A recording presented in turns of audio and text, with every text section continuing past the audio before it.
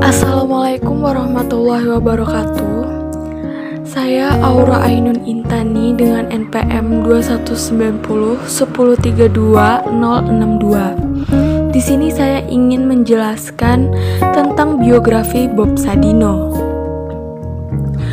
Bob Sadino bernama lengkap Bambang Mustari Sadino yang lahir di Lampung pada tanggal 9 Maret 1933 dan wafat pada tanggal 19 Januari 2015. Beliau akrab dipanggil dengan sebutan Om Bob. Ia adalah seorang pengusaha asal Indonesia yang berbisnis di bidang pangan dan peternakan. Ia adalah pemilik dari jaringan usaha Kemfood dan Kemcik. Dalam banyak kesempatan, ia sering terlihat menggunakan kemeja lengan pendek dan celana pendek yang menjadi ciri khasnya.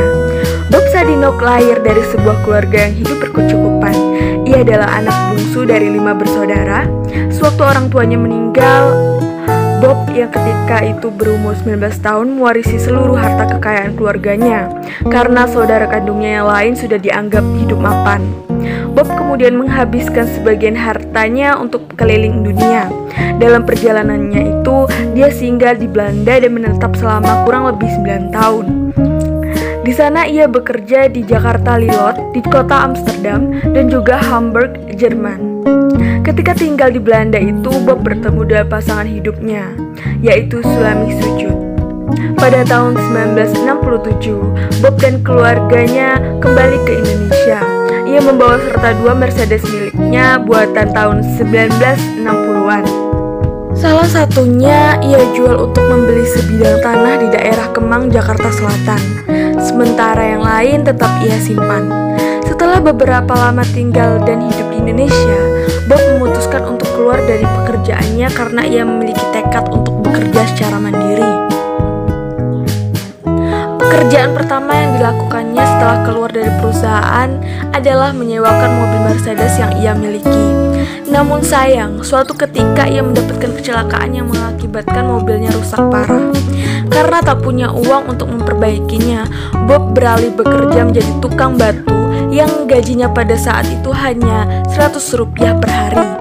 Ia pun sempat mengalami depresi akibat tekanan hidup yang dialaminya. Suatu hari, temannya menyarankan Bob memelihara ayam negeri serta menjual telur dari ayam tersebut untuk melawan depresi yang dialaminya. Saran tersebut pun dilakukannya. Bob menjual ayam tersebut dengan sistem door to door. Usaha Bob berjualan telur ayam negeri terbilang sulit karena saat itu ayam telur negeri belum populer di kalangan masyarakat. Namun perlahan tapi pasti, bisnis yang dijalankan Bob pun meningkat pesat. Dan Bob pun menjadi orang pertama yang memperkenalkan dan berbisnis telur ayam negeri di Indonesia. Setelah sukses dengan telur ayam negeri, Bob pun melebarkan sayapnya di bidang penjualan daging ayam negeri serta sayur-sayuran. Khusus untuk sayuran, Bob mengembangkan sayuran yang dijual dengan sistem hidroponik yang belum populer pada saat itu. Tentu saja itu membuat Bob sebagai orang pertama yang menanam sayuran secara hidroponik. Bob percaya bahwa setiap langkah sukses selalu diawali kegagalan demi kegagalan.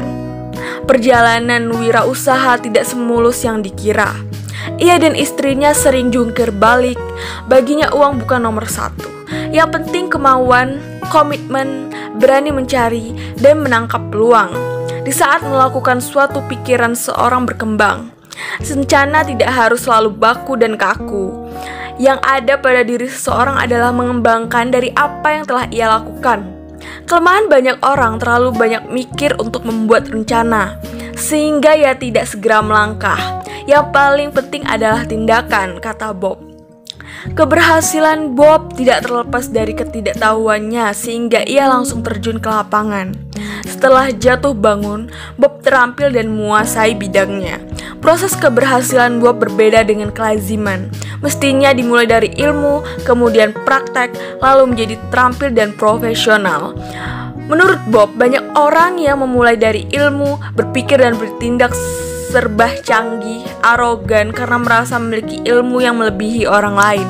Sedangkan Bob selalu luas terhadap pelanggan. mau mendengarkan saran dan keluhan pelanggan. Dengan sikap seperti itu, Bob selalu meraih simpati pelanggan dan mampu menciptakan pasar. Menurut Bob, kepuasan pelanggan akan menciptakan kepuasan pada diri sendiri. Karena itu, ia selalu berusaha melayani pelanggan sebaik-baiknya. Bob menempatkan perusahaannya seperti sebuah keluarga. Semua anggota keluarga Chicks harus saling menghargai, tidak ada yang utama, semuanya mempunyai fungsi dan kekuatan.